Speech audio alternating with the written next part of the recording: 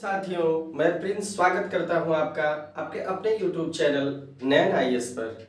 और आप हमारे साथ पढ़ रहे हैं जीव विज्ञान बायोलॉजी, जिसमें हम एक टॉपिक खत्म कर चुके हैं और उसके जो है संबंधित बहुत सारे सवालों को हम हल भी कर चुके हैं, जो बहुत महत्वपूर्ण था। जीवधारियों का वर्गीकरण, जिसको हम वर्गीकी कहते हैं या टेक्सोनॉमी कहते हैं, वो टॉपिक हमने अच्छे से पढ़ लिया, समझ लिया। और 2 सीरीज में हमने प्रैक्टिस सेट भी सॉल्व किया, जो कि हमें उम्मीद है आपको अच्छे से समझ में आया होगा।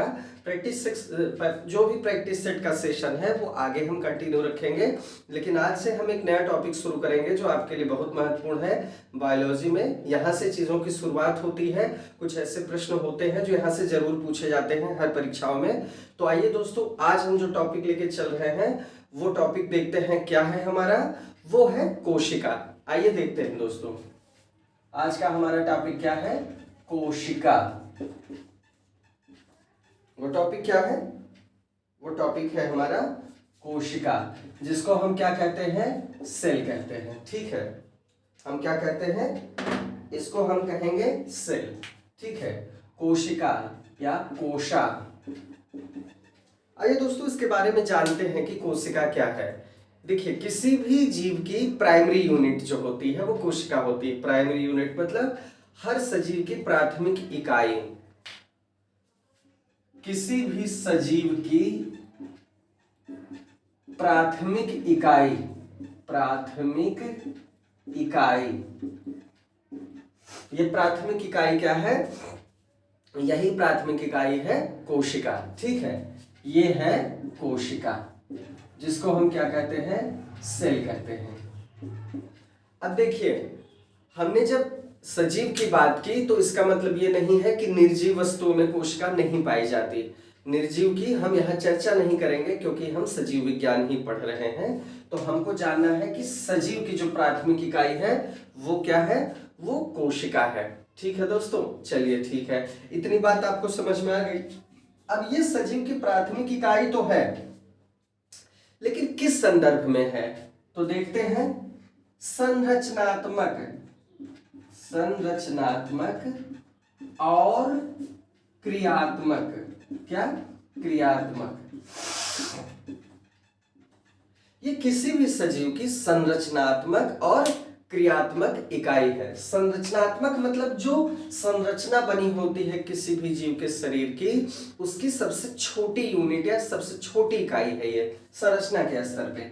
जैसे मान लीजिए कोई जीव है, वो किसी एक विशेष व्यवस्था से बना हुआ है। ये छोटी छोटी कोशिकाएं हैं। ये क्या हैं? छोटी छोटी कोशिकाएं। अब छोटी छोटी कोशिकाएं हैं, इनसे मिलके क्या बनता है? इनसे मिलके बनता है ऊतक। क्या बनता है दोस्तों? ऊतक बनता है। कोशिकाओं को हम सेल्स कहते हैं, सेल्स। ऊतक को क्या कहते हैं? ऊतक को हम कहेंगे टिश्यू। ऊतक बनता है। अब ऊतक जब इसके समूह से बन गया तो ऊतक के बाद भी कोई संरचनात्मक इकाई होगी। ठीक है, वो इकाई क्या होगी? वो होगा अंग या ऑर्गन। अभी हम उदाहरण से आपको अच्छे से समझाएंगे, आपको समझ में आ जाएगा। अंग या ऑर्गन अगला स्टेज है। अब इसके बाद क्या है? अंग के बाद क्या होगा? अंग के बाद होगा अंग तंत्र। अंग के बाद अंग तंत्र होगा और बाद में पूरा शरीर। क्या होगा? पूरा शरीर। अब इसको हम समझने का प्रयास करते हैं। कैसे? देखिए, जैसे हम अपने शरीर में पाचन तंत्र का उदाहरण लेते हैं। एक मनुष्य का शरीर है जिसमें पाचन तंत्र है, उसके अंगों के बारे में, ऊतकों के बारे में, कोशिकाओं के बारे में समझते हैं। मान लीजिए जीभ एक हमारा अंग है, मनुष्य के शरीर का महत्वपूर्ण अंग है जीभ।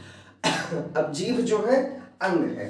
ये जीभ अंग, इसमें बहुत सारे ऊतक होते हैं, जिन ऊतकों से मिलकर ये जीभ अंग बनता है, टंग जिसको कहते हैं। और ये ऊतक किनसे जो है बनता है? कोशिकाओं से। मतलब जीभ में बहुत सारी सेल्स होंगी, जो सेल्स मिलके ऊतक बनाती होंगी, और ऊतक मिलके एक अंग का निर्माण करता है जो है जीभ। जीभ के स्तर पे हम इसको देखते हैं। ठीक है, अब जीभ मिलके क्या होता है? जीभ एक अंग है। अब जीभ एक अंग तंत्र का एक हिस्सा है। अंग तंत्र मैंने बताया कौन सा है? पाचन तंत्र है। डाइजेस्टिव सिस्टम जो होता है ये पाचन तंत्र है। पाचन तंत्र का एक अंग है, वो कौन सा है? वो जीव है। चलिए ठीक है। अब देखिए अंग तंत्र के बाद मिलके क्या होता है, पूरा शरीर बनता है। मतलब पाचन तंत्र के बाद, पाचन तंत्र के बाद क्या होता है, एक पूरा शरीर बनता है, मनुष्य का शरीर बनता है। तो ये चीजें आपको क्लियर हुई। मतलब संरचनात्मक इकाई का मतलब क्या हो गया कि शुरू से कोशिका से शुरू होके ऊतक, ऊतक के बाद अंग, अंग के बाद अंग तंत्र, अंग तंत्र के बाद पूरा शरीर। इस तरह ये संरचनात्मक इकाई होती, सबसे प्राथमिक संरचनात्मक इकाई होती है हमारी कोशिका। ठीक है, ये बात आपको समझ में आ गई। अब क्रियात्मक, क्रियात्मक का मतलब हो गया कि फंक्शनल लेवल पे जो है सबसे प्राइमरी यूनिट होती है। दोस्तों कोशिका का जब पता लगाया गया तो उसमें जो भी क्रियाएं होती हैं वो महत्वपूर्ण होती हैं। ये जानना आवश्यक है कि मनुष्य के शरीर में जो भी क्रियाएं संपन्न होती हैं वो प्राथमिक स्तर पे कहाँ संपन्न होती हैं। तो इसका उत्तर क्या है, वो कोशिका में। जैसे श्वसन के माध्यम से हम जब ऊर्जा में बदलते हैं, पदार्थों का ऑक्सीकरण हो जाता है, तो अंत में जो ऊर्जा बनती है वो कहाँ बनती है, वो बनती है कोशिका में। इसको हम डिटेल्स में आगे देखेंगे, टॉपिक में हम इसको आगे समझेंगे कैसे ऐसा होता है। यहाँ हमने संरचनात्मक स्वरूप देख लिया, क्रियात्मक हम आगे क्रम से समझेंगे। तो एक चीज समझिए कि सजीव की क्या होती है, प्राथमिक इकाई है। किस मामले में, संरचना के मामले में और क्रिया के मामले में। तो कोशिका का एक मतलब आपको बेसिकली समझ में आ गया होगा दोस्तों। चलिए ठीक है, अब कुछ तथ्य जान लेते हैं जो आपके लिए जानना आवश्यक है एग्जाम पॉइंट ऑफ व्यू से। परीक्षाओं में जो चीजें पूछी जाती हैं उससे संबंध में कुछ चीजें आपको जानना आवश्यक है।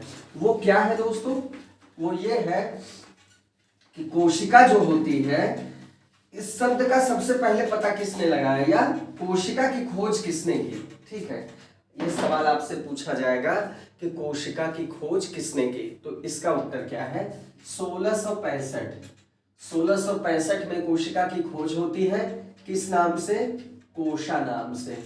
खोज करते कौन है, रॉबर्ट हुक करते हैं।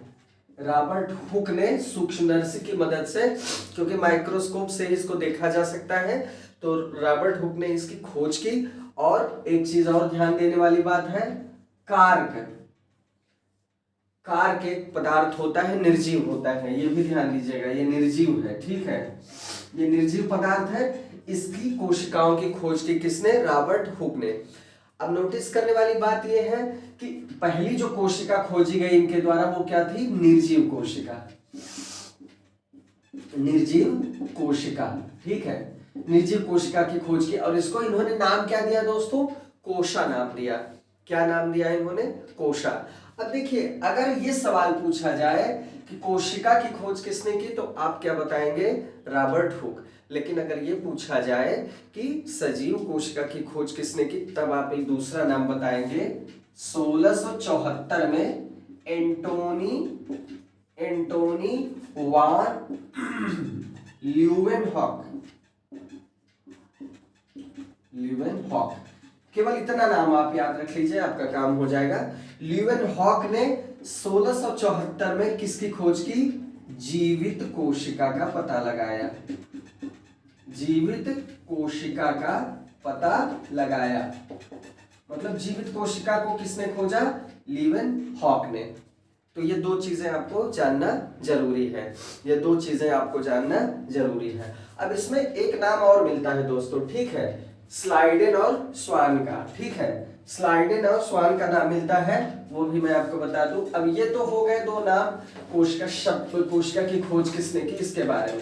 अब जो कोशिका का सिद्धांत दिया है जिन लोगों ने, वो दो नाम, स्लाइडेन और स्वान।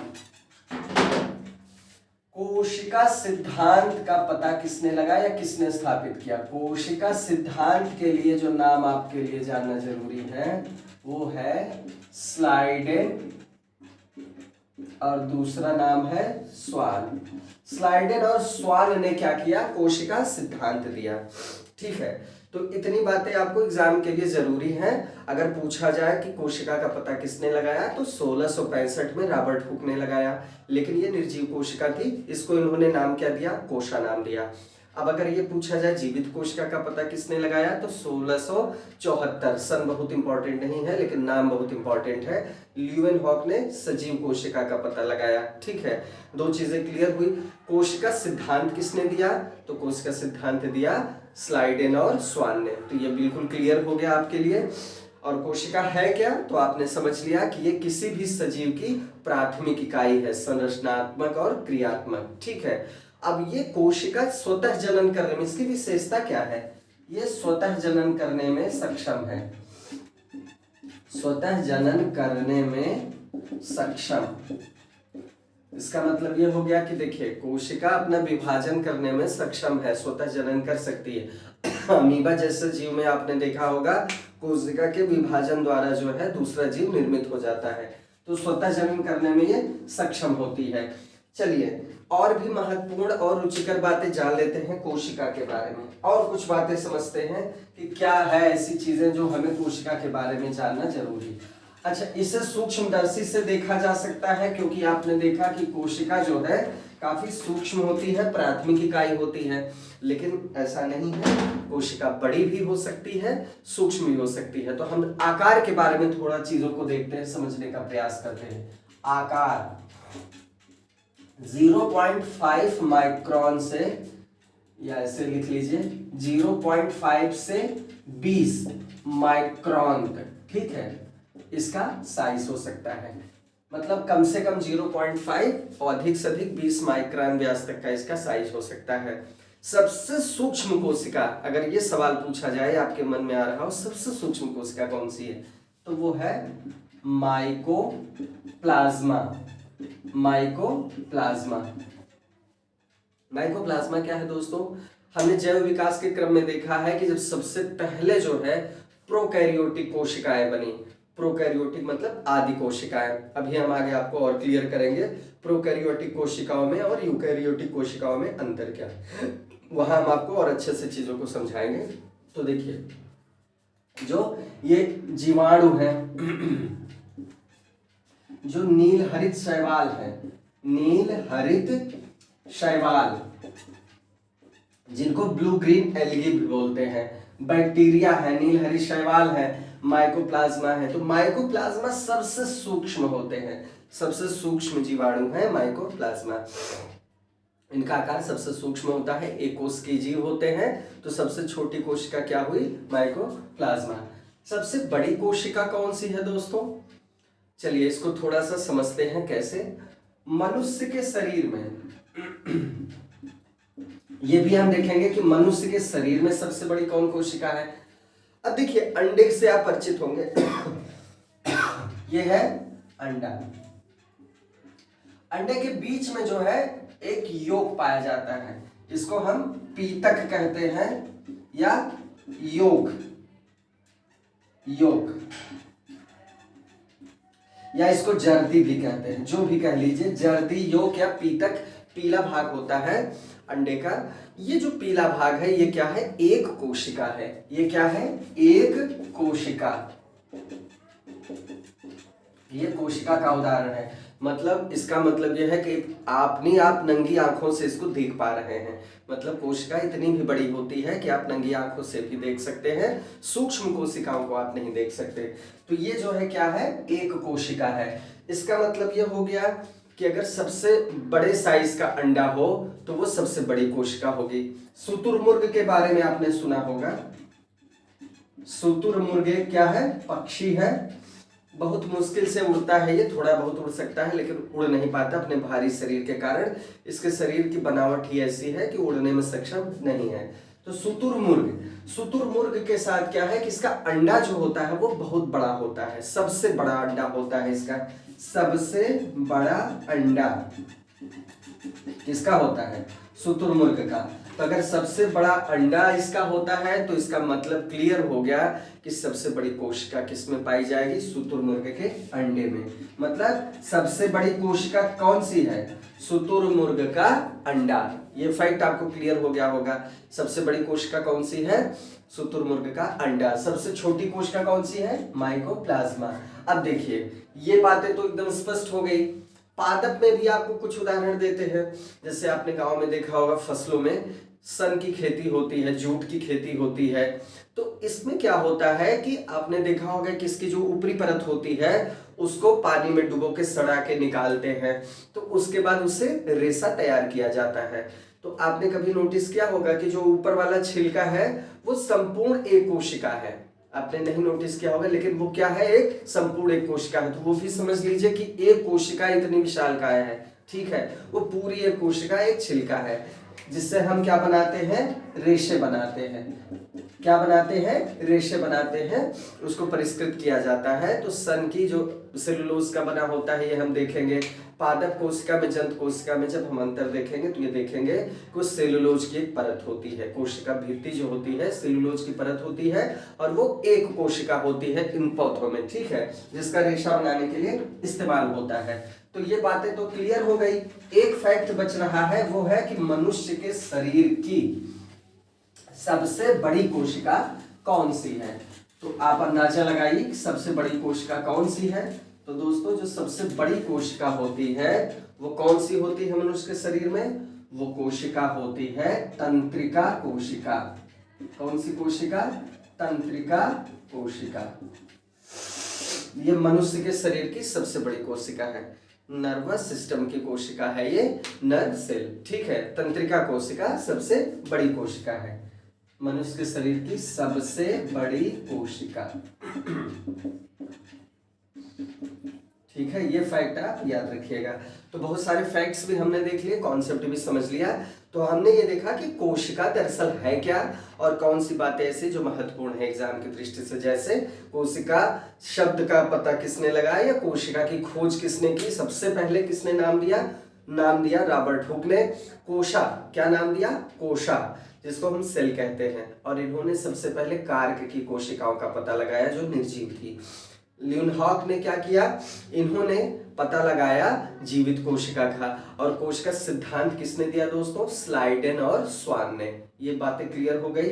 सबसे छोटी कोशिका हमने देखी, सबसे बड़ी कोशिका देखी। हमने ये देखा कि कोशिका क्या है, प्राथमिक इकाई है किसी भी सजीव के शरीर की। और हमने ये भी समझा कि किसी भी शरीर की, किसी भी जीवित जो जीव होता है, किसी भी जीवित कोशिका की अगर हम बात करें तो ये सबसे प्राथमिक संरचनात्मक भी इकाई है और क्रियात्मक इकाई भी है। चलिए ये बातें एकदम क्लियर हो गई होंगी दोस्तों। आगे समझ लेते हैं और कुछ चीजों को अच्छे से समझ लेते हैं कि कितने तरह की कोशिकाएं होती हैं। देखिए बेसिकली हमने देखा था प्रोकैरियोटिक और यूकैरियोटिक कोशिकाओं को। प्रोकैरियोटिक और यूकैरियोटिक। चलिए ये केवल समय के विकास के क्रम के साथ इनका विभाजन है। जब हमने जैव विकास पढ़ा तो आपको बताया मैंने कि जो पहली कोशिकाएं थी वो क्या थी, प्रो से मतलब है पहले वाली, प्रोकैरियोटिक मतलब पहले वाली। तो जो प्रोकैरियोटिक कोशिकाएं थी वो विकास क्रम में पहले थी। तो इसमें जाहिर सी बात है कुछ ऐसी चीजें होंगी जिनकी अनुपस्थिति होगी, कॉमन सेंस वाली बात है। और बाद में जो कोशिकाएं विकसित हो गई वो हो गई यूकैरियोटिक। इसमें क्या है, केंद्रक, स्पष्ट केंद्रक विकसित हो गया, केंद्रक कला विकसित हो गई। केंद्रक कला, कला का मतलब होता है झिल्ली। याद रखिएगा जहां भी आपको बायोलॉजी में कला मिले तो कला से आर्ट मत समझिएगा। झिल्ली या मेम्ब्रेन, क्या होता है, मेम्ब्रेन या झिल्ली या भित्ति आप समझ लीजिए। तो केंद्र कला, केंद्रक है स्पष्ट, केंद्रक कला भी है, केंद्रिका भी है, ठीक है, अन्य कोशिकांग है। इन्हीं चीजों की यहाँ पर क्या होगी, अनुपस्थिति होगी। क्या होगी, अनुपस्थिति होगी। प्रोकैरियोटिक कोशिकाओं में इनकी अनुपस्थिति होती है, जबकि यूकैरियोटिक कोशिकाओं में क्या होता है, इनकी उपस्थिति होती है। ये बात एकदम आप बिल्कुल क्लियर रखिएगा, ठीक है। अब देखिए बहुत सारी चीजें होती हैं, जैसे आनुवंशिक गुण इनमें उपलब्ध, आनुवंशिक जो होते हैं पदार्थ इसमें उपलब्ध होते हैं, मतलब दोनों में उपलब्ध होते हैं। आनुवंशिक पदार्थ जो गुणों को जो है अगली पीढ़ी में लेके जाते हैं। आनुवंशिक पदार्थ हर कोशिका में पाए जाते हैं, ये प्रोकैरियोटिक हो चाहे यूकैरियोटिक हो, ये चीज जरूर पाई जाएगी। आनुवंशिक पदार्थ जरूर पाया जाएगा क्योंकि यही अगली पीढ़ी में गुणों को प्रतिस्थापित करता है। एक बात, दूसरी बात राइबोसोम पाए जाएंगे। राइबोसोम पाए जाएंगे। राइबोसोम क्या है? प्रोटीन की थैली है। आगे हम इसको समझेंगे कैसे क्या है, एक एक चीजों को अच्छे से हम समझेंगे। अभी यहाँ पर हम ये देखते हैं कि ये राइबोसोम भी पाए जाते हैं और आनुवंशिक जो तत्व होते हैं वो भी पाए जाते हैं। अब देखिए दोस्तों, हमने कॉन्सेप्ट लेवल से तो समझ लिया कि प्रोकैरियोटिक यूकैरियोटिक क्या है। उदाहरण के स्तर पे ये जान लीजिए कि जो सबसे प्राथमिक कोशिकाएं थी, अभी हमने देखा सबसे सूक्ष्म कोशिकाएं क्या थी, माइक्रोप्लाज्मा, माइकोप्लाज्मा, ये सबसे शुरुआत स्तर की कोशिकाएं थी। जीवाणु, नील हरित शैवाल, नील हरित शैवाल, ये कोशिकाएं कौन सी कोशिकाएं हैं? प्रोकैरियोटिक। और इसके अलावा जो भी पादप कोशिकाएं हैं, जंतु कोशिकाएं हैं, अन्य सभी कोशिकाएं हैं जो बहुकोशिकीय जीव हैं, ठीक है, बहुकोशिकीय जीव हैं, ये सारी कोशिकाएं कैसी हैं? यूकैरियोटिक। यूकैरियोटिक। इसमें कुछ ऐसी हैं जो एकोशिकीय भी आएंगी। मतलब यूकैरियोटिक कोशिकाएं बाद की कोशिकाएं हैं, जब वो कोशिकाएं विकसित हो गई, उसमें स्पष्ट केंद्रक हो गए, उसमें केंद्रक कला हो गई, उसमें केंद्रिकाएं हो गई, बहुत सारे कोशिकीय अंग पैदा हो गए, तो ये बहुकोशिकीय जीवों में बहुतायत मिलती हैं। और ये क्या है? माइक्रोप्लाज्मा, जीवाणु, नीलहरित शैवाल या ब्लू ग्रीन एल्गी, ये शुरू की प्रोकैरियोटिक कोशिकाएं थी जो विकास के क्रम में सबसे पहले जो है पैदा हुई। तो ये बात एकदम क्लियर हो गई होंगी। चलिए दोस्तों, प्रोकैरियोटिक और यूकैरियोटिक दोनों अच्छे से आप समझ गए होंगे, मुझे पूरी उम्मीद है। कोई कंफ्यूजन है तो आप जरूर बताइएगा। चलिए आगे देख लेते हैं दोस्तों, आगे देख लेते हैं इसके अलावा हमको क्या जानना आवश्यक है। देख लेते हैं।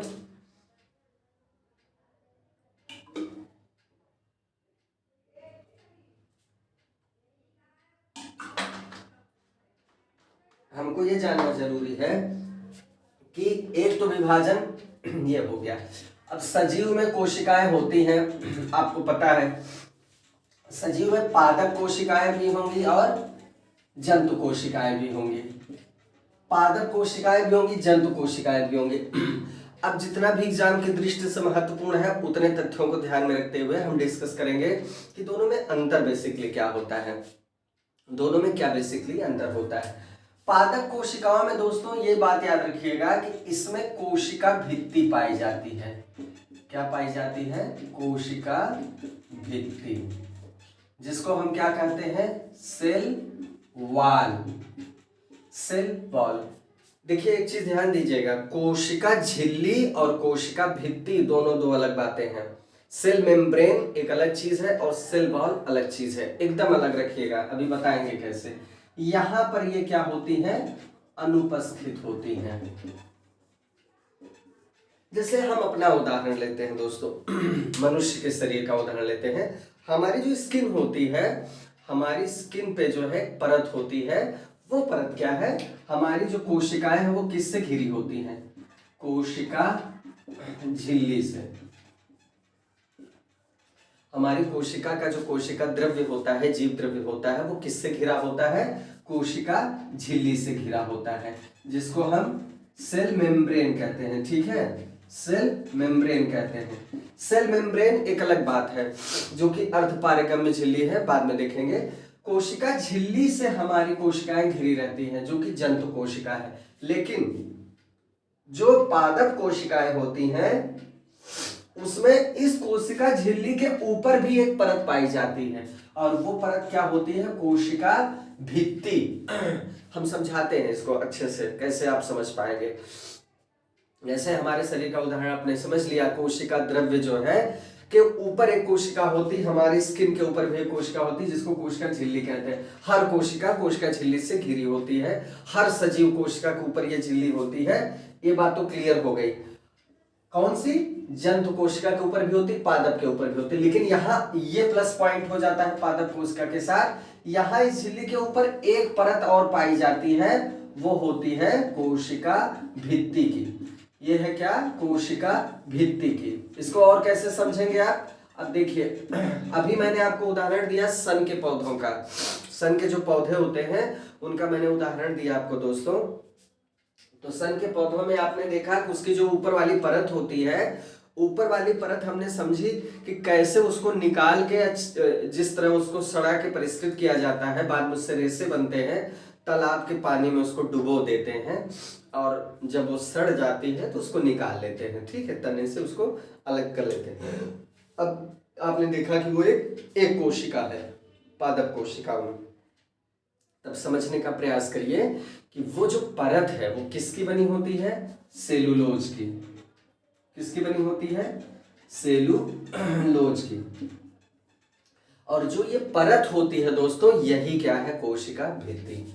इसी को कोशिका भित्ति कहते हैं। जंतु कोशिका में इसका अभाव होता है और ये क्या होती है? निर्जीव होती है। ये समय के साथ क्या होती है? निर्जीव हो जाती है। निर्जीव होती है, कठोर होती है और ये रक्षा करती है पादपों की, ठीक है। तो ये कोशिका भित्ति की उपस्थिति किसमें पाई जाती है? पादप कोशिकाओं में, जो सेलुलोज की बनी होती है। और इसका अभाव किसमें होता है? जंतु कोशिकाओं में। जंतु कोशिकाओं में ये नहीं पाई जाएगी। जंतु कोशिकाओं में ये कतई नहीं पाई जाएगी, ध्यान दीजिएगा।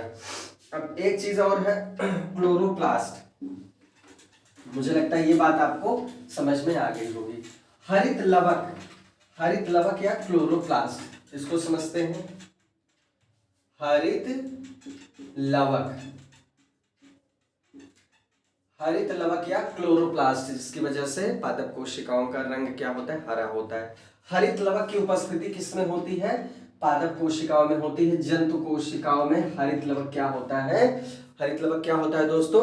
अनुपस्थित होता है। हरित लवक क्या होता है? अनुपस्थित होता है, ठीक है। अब याद रखिएगा, प्लाज्मा झिल्ली या कोशिका झिल्ली, मैंने आपको बता दिया है कि सारे सजीव कोशिकाओं में पाई जाती है। अब प्रोटीन संश्लेषण कैसे होता है? अब ये देखिए, प्रोटीन संश्लेषण, किसी भी कोशिका में प्रोटीन संश्लेषण कैसे होता है? प्रोटीन का निर्माण कैसे होता है? एक होती है अंतःप्रद्रवी जालिका, अंतःप्रद्रवी जालिका, और दूसरा क्या होता है? राइबोसोम। एक एक करके इनको हम अच्छे से समझेंगे कि है क्या। राइबोसोम और अंतःप्रद्रवी जालिका ये किसके लिए जिम्मेदार होते हैं? प्रोटीन के निर्माण के लिए। किसके लिए जिम्मेदार होते हैं? प्रोटीन के निर्माण के लिए। राइबोसोम को प्रोटीन की फैक्ट्री भी कहा जाता है। प्रोटीन की फैक्ट्री मतलब यहाँ पर प्रोटीन का निर्माण होता है, ठीक है। तो ये सब क्या है? कोशिकांग है। हर कोशिका में कुछ कुछ चीजें पाई जाती है, जैसे आप आगे देखेंगे गाल्जी बॉडी पाई जाती है। इसका क्या काम है, हम वो चीजें बताएंगे जो परीक्षा में आपके लिए बहुत महत्वपूर्ण है। वो चीजें, उस तथ्य को आपको जरूर बताएंगे, बाकी चीजें हम छोड़ के भी चलेंगे। तो अंतःप्रद्रवी जालिका और राइबोसोम क्या है? प्रोटीन के संश्लेषण के लिए जिम्मेदार होते हैं, ठीक है। चलिए आगे, अगला फैक्ट हम जो आपको बताना चाहते हैं वो क्या है? माइटोकांड्रिया। क्या है? माइटोकांड्रिया। अब माइटोकांड्रिया जैसे हमने बताया गाल्जी बॉडी, इसी तरह अब माइटोकांड्रिया इंपॉर्टेंट है। माइटोकांड्रिया, इससे आप अच्छे से परिचित हो लीजिए। माइटोकांड्रिया क्या है? कोशिकांग है। कोशिकांग है मतलब कोशिका का अंग। कोई भी कोशिका है ऐसे मान लीजिए, ठीक है। तो ये इसका क्या है? जीव द्रव्य। जीव द्रव्य में क्या होते हैं? ये फैले होते हैं। ये क्या है? माइटोकांड्रिया। माइटोकांड्रिया ये क्या है? कोशिकांग है जो किसी भी कोशिका के जीव द्रव्य में फैले होते हैं। ये आपका केंद्रक हो गया, बाद में देखेंगे। ये क्या है? माइटोकांड्रिया। अब माइटोकांड्रिया क्या होते हैं? जीव द्रव्य में या कोशिका द्रव्य में फैले होते हैं। इनका काम क्या है? बेसिकली पहले पाए किस में जाते हैं? माइटोकांड्रिया किस में पाए जाते हैं? प्रत्येक सजीव कोशिका में, प्रत्येक सजीव कोशिका में माइटोकांड्रिया पाए जाते हैं। केवल 2-3 कोशिकाओं में नहीं पाए जाते, जो भी शुरू की प्रोकैरियोटिक कोशिकाएं थी, जिसमें क्या था? माइकोप्लाज्मा, माइकोप्लाज्मा जीवाणु, नील हरित शैवाल, नील हरित शैवाल। जैसा कि मैंने बताया ना, ये शुरू की जो है प्रोकैरियोटिक कोशिकाएं थी। ये कोशिकाएं क्या थी? शुरू की प्रोकैरियोटिक कोशिकाएं थी। तो इसमें क्या है, इसमें माइटोकॉन्ड्रिया नहीं पाया जाता, बाकी सारी सजीव कोशिकाओं में माइटोकॉन्ड्रिया पाया जाता है। ये एकदम क्लियर याद रखिएगा, यहां से सवाल पूछता है, माइटोकॉन्ड्रिया के बारे में प्रश्न पूछा गया है। ठीक है, अब माइटोकॉन्ड्रिया को कोशिका का पावर हाउस भी कहते हैं। कोशिका का पावर हाउस, पावर हाउस का मतलब जहां पर बिजली जनरेट होती है या ऊर्जा जनरेट होती है उसको हम पावर हाउस कहते हैं। ठीक है, तो यहां कैसे बिजली जनरेट होती है ये हम समझते हैं दोस्तों। जब श्वसन होता है, रेस्पिरेशन में श्वसन होता है, तो श्वसन की प्रक्रिया आप जानते हैं कैसे होती है, उसको हम पढ़ेंगे बाद में। जब कोशिका में श्वसन होता है, श्वसन की अंतिम स्टेज होती है, तो यहां देखिए श्वसन कहां शुरू होता है, नाक से जो है हम वायु ग्रहण करते हैं, ऑक्सीजन लेते हैं, CO2 छोड़ते हैं, फिर कैसे वो जो है रुधिर में संयुक्त होके वहां प्रत्येक कोशिका में वो जाती है। यहाँ पर जो भोज्य पदार्थ है, पदार्थों का क्या होता है, ऑक्सीकरण होता है। पदार्थों का क्या होता है, ऑक्सीकरण, मतलब खाना यहीं पकता है। एक तरह से समझ लीजिए कि गैस उपलब्ध हो गई, अब जो है खाना ग्लूकोज वहां पर पहुंच चुका है, रक्त के माध्यम से हीमोग्लोबिन से संयुक्त होकर ऑक्सीजन वहां पहुंच चुकी है, अब भोजन पकने का इंतजार है। तो श्वसन की जो प्रक्रिया होती है, ऊर्जा निर्माण की जो प्रक्रिया कह लीजिए, जो वास्तविक श्वसन है या कह लीजिए ऊर्जा निर्माण की जो प्रक्रिया है, वो कहाँ शुरू होती है, वो कोशिका द्रव्य में शुरू होती है। जो जीव द्रव्य होता है वहां शुरू होती है। संपन्न किस में होती है, यही जो आप पढ़ रहे हैं माइटोकॉन्ड्रिया, यही वो संपन्न होती है। जब पदार्थों का पूर्ण ऑक्सीकरण हो जाता है तो ऊर्जा निर्माण की प्रक्रिया संपन्न हो जाती है, और वो कहाँ संपन्न होती है, माइटोकॉन्ड्रिया में। अच्छा, इसमें प्रोडक्ट क्या बनता है, सबसे पहले तो ऊर्जा। ठीक है, देख लेते हैं। जब श्वसन कंप्लीट हो गया, ऊर्जा निर्माण हो गया, तो क्या क्या निर्मित होता है पदार्थों के पूर्ण ऑक्सीकरण से, क्या क्या बनता है। सबसे पहले तो ऊर्जा बनती है। ठीक है, ATP, जो ATP के रूप में संचित हो जाती है, इसको कहते हैं एडेनोसिन ट्राइफॉस्फेट। ATP का मतलब क्या हुआ, एडेनोसिन ट्राइफॉस्फेट, मतलब ATP के अणुओं के रूप में ऊर्जा संचित होती है। अब ऑक्सीकरण से और क्या तत्व निकलता है, जल या H2O प्लस CO2। तो जैसा कि आप देखते हैं जल भी निर्मित होता है और CO2 निर्मित होता है, जो रक्त के माध्यम से ग्रहण कर लिया जाता है और बाद में जो है नाक से बाहर निकाल दिया जाता है। जब श्वसन की ही प्रक्रिया में उच्च श्वसन होता है तो इसको निकाल दिया जाता है, CO2 रिलीज हो जाता है और जल रिलीज हो जाता है, और ऊर्जा किसके रूप में संचित हो जाती है, ATP। तो जो अंतिम प्रक्रिया है वो कहाँ संपन्न होती है, माइटोकॉन्ड्रिया में। इसीलिए माइटोकॉन्ड्रिया को हम क्या कहते हैं, कोशिका का पावर हाउस कहते हैं। ये पूरी आप बात समझ गए कैसे ये जिम्मेदार है पावर हाउस कहलाने के लिए। तो माइटोकॉन्ड्रिया हमने दोस्तों समझ लिया। ठीक है, माइटोकॉन्ड्रिया किस लिए कहते हैं, क्योंकि यहाँ पर ही जो है ये संपन्न होता है। ठीक है, चलिए अब आइए देख लेते हैं दोस्तों कि आगे हम समझते हैं कि और कौन सा अंग महत्वपूर्ण है हमारे लिए। ठीक है, अब हम देखते हैं कि कौन सी चीजें और महत्वपूर्ण है। एक मिनट,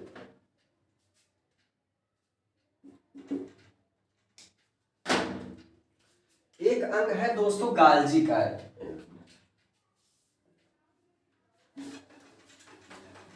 एक अंग है दोस्तों कोशिकांग, एक और महत्वपूर्ण कोशिकांग है, वो है गोल्जी बॉडी या गाल्जी काय। काय मतलब होता है शरीर या बॉडी, जिसको हम क्या कहते हैं, गोल्जी बॉडी। गोल्जी बॉडी, अच्छा गाल्जी बॉडी, इसको जो है कैमिलो गोल्जी ने इसका पता लगाया था। कैमिलो गोल्जी ने इसका पता लगाया था। ये भी महत्वपूर्ण कोशिकांग है दोस्तों, कोशिका में पाए जाने वाला महत्वपूर्ण अंग है। तो आपको जानना क्या जरूरी है, गोल्जी काय या गोल्जी बॉडी, इसका पता किसने लगाया, कैमिलो गोल्जी ने। एक तथ्य आपको पता चल गया, ये करता क्या है, होता क्या है ये। ठीक है, ध्यान दीजिएगा, ये इसका काम है प्रत्येक सजीव कोशिका में। अच्छा ये जान लीजिए कि किस में पाया जाता है, किस में नहीं पाया जाता है। हर सजीव कोशिका में इसकी उपस्थिति होती है दोस्तों, कोशिका द्रव्य में ये पाया जाता है, हर कोशिका में इसकी उपस्थिति होती है। केवल वही, फिर से वही बात आ गई, जो माइकोप्लाज्मा है, जीवाणु और नील हरित शैवाल, नील हरित शैवाल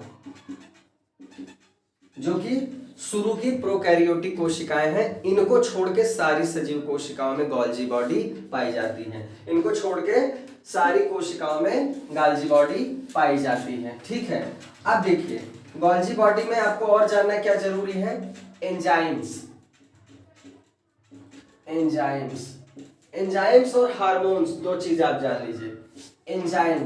एंजाइम्स का जो स्रावण होता है, मतलब इनका जो सिक्रेशन होता है एंजाइम्स के सिक्रेशन में सबसे महत्वपूर्ण भूमिका कौन निभाते हैं, यही गोल्जी बॉडी निभाते हैं। कौन निभाते हैं, गोल्जी काय का सबसे महत्वपूर्ण काम क्या है, किसी भी सजीव कोशिका में एंजाइम का स्रावन करना। ठीक है, एंजाइम का जो स्रावण है उसके लिए यही जिम्मेदार होते हैं गोल्जी बॉडी। हर कोशिकाओं का अपना एक काम है। ठीक है, और खासकर जंतु कोशिकाओं में हार्मोन्स जो होते हैं, जंतु कोशिकाओं में जो हार्मोन का जो है स्रावण है, किसका स्रावण है, हार्मोन्स का, वो किसके द्वारा संपन्न होता है, हार्मोन्स का स्रावण जंतु कोशिकाओं में किसके द्वारा संपन्न होता है, वो संपन्न होता है दोस्तों गोल्जी काय कोशिकाओं द्वारा। गोल्जी बॉडी इसके लिए जिम्मेदार होता है। कौन जिम्मेदार होता है, गोल्जी बॉडी या गोल्जी काय। इतना आपके लिए जरूरी है जानना। है तो बहुत सारे फैक्ट्स जो है, लेकिन वो सब परीक्षा की दृष्टि से महत्वपूर्ण नहीं है। जहां अगर सवालों में कुछ ऐसे मिलेंगे तो उनको हम सॉल्व करा देंगे, लेकिन आप ये जान लीजिए कि आपको सामान्य विज्ञान में जो जीव विज्ञान आप पढ़ रहे हैं, हमें केवल जनरल साइंस देखना है, हमको जनरल बायोलॉजी देखनी है, जो कि परीक्षा में पूछा जाए। बहुत डीप जाने का कोई मतलब नहीं। तो गोल्जी बॉडी में हमको जानना क्या जरूरी है कि गोल्जी काय या गोल्जी बॉडी जो होती है, कैमिलो गोल्जी ने इसका पता लगाया, सबसे पहली बात। दूसरी बात क्या जानना जरूरी है कि जो गोल्जी काय होता है, ये कोशिकांग सिर्फ शुरू की प्रोकैरियोटिक कोशिकाओं में, जैसे नील हरित शैवाल हुए, माइकोप्लाज्मा हुआ, जीवाणु हुआ, उनको छोड़ के सारी सजीव कोशिकाओं में ये पाया जाता है। ये बात क्लियर हो गई। और ये दो चीज सबसे ज्यादा इंपॉर्टेंट है कि प्रत्येक सजीव कोशिकाओं में जो एंजाइम का स्रावण है, या और जंतु कोशिकाओं में हार्मोन्स का स्रावण है, इसके लिए यही कोशिकांग जिम्मेदार होता है, जिसका नाम है गोल्जी काय। इतना आपके लिए इंपॉर्टेंट है और इतने से आपका काम चल जाएगा। बाकी और भी कोशिकांग है, हम धीरे धीरे उनको समझेंगे।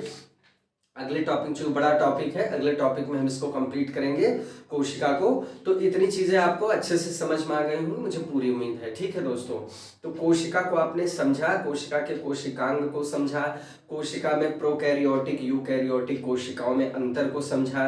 आपने ये देखा कि कुछ कोशिकांग ऐसे हैं जो पादप कोशिकाओं में पाए जाते हैं, अब वो उनकी अनुपस्थिति किस में होती है, उनकी अनुपस्थिति जंतु कोशिकाओं में होती है। ठीक है, हमने देखा कि केंद्रक कला किस में पाई जाती है, केंद्रक किस में पाया जाता है, वो पाया जाता है यूकैरियोटिक कोशिकाओं में, जो सभी समस्त पादप और जंतु बहुकोशिकाएं होती हैं। ठीक है, ये चीजें हमने देखी। बहुत महत्वपूर्ण कोशिकांग के बारे में हमने समझा, माइटोकॉन्ड्रिया, जिसको हम कोशिका का पावर हाउस भी कहते हैं। क्यों कहते हैं, क्योंकि श्वसन की अंतिम प्रक्रियाएं यहीं संपन्न होती है, ऊर्जा निर्माण की अंतिम प्रक्रिया यहीं संपन्न होती है। और किन अणुओं के रूप में ऊर्जा संचित की जाती है, एटीपी अणुओं के रूप में भी सवाल बनता है। एडेनोसिन ट्राइफॉस्फेट इसका फुल फॉर्म है, जरूर याद रखिएगा। यहाँ पर ऊर्जा जो है संचित होती है और पदार्थों का पूर्ण ऑक्सीकरण यही होता है, और उससे सह उत्पाद क्या क्या निर्मित होते हैं, कार्बन डाइऑक्साइड गैस निर्मित होती है, और क्या होता है, जल निर्मित होता है, और ऊर्जा तो होती ही होती है। तो ये हमने देखा माइटोकॉन्ड्रिया महत्वपूर्ण कोशिकांग है। फिर हमने गोल्जी बॉडी को देख लिया। बाकी जो कोशिकांग है हम अपनी क्लास में कवर करेंगे दोस्तों। इसी तरह पढ़ते रहिए और आपकी पढ़ाई अच्छे से होती रहे, और उम्मीद करता हूँ ये क्लास आपको अच्छे से समझ में आई होगी। कोई भी शंका है तो आप कमेंट में करके पूछ सकते हैं दोस्तों। ठीक है दोस्तों, मिलते हैं अगली क्लास में। जय हिंद।